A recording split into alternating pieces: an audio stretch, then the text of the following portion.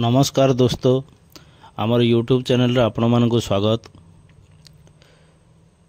आज आपण मानक पई नहीं आसीची मेह रोग पई गोटे अव्यर्थ औषध।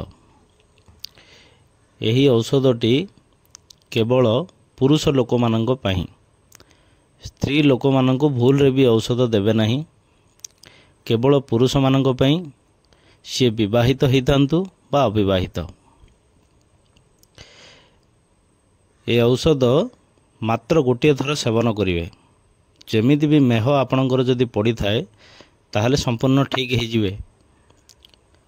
जदि अधिका दिनर बीमारी ताहले गोटे दिन छाड़ी पुणी आउ गोटे थर देवे, बास दुई थर रे काम तमाम। चलंतु औषध सेवन करिवार विधि आपनକୁ बतैदेवी। वीडियोर लास्ट रे गछटी आपनକୁ देखिବାକୁ मिलियो। गछटीर ना हूँ हाउ मरीच। से गछटी भी मु पोस्ट कर दूची, आपण माने देखि नियंतु। आकु सेवन केमिति करिवे।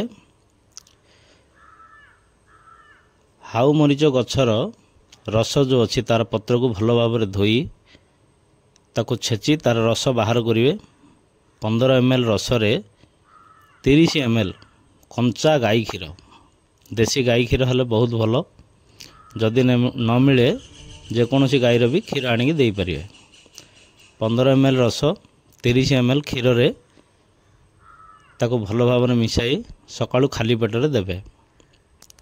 ये औषध सेवन करने द्वारा कौन हुए, किछि लोकंर टिके पेट दरज हुए, पेट काटे, डरबेनी, कौन सी साइड इफेक्ट हम ना।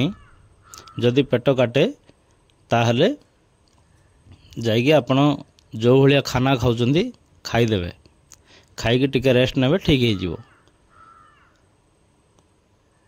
बस एतिक आपण को संपूर्ण सफलता मिल।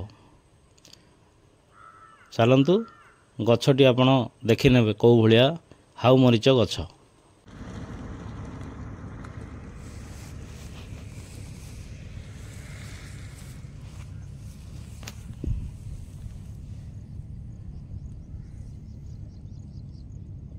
आपको ये खुंटिले आर क्षीर बाहर देखु।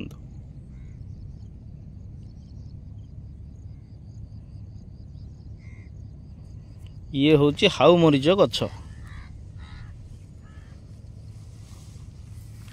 बहुत लाभदायक।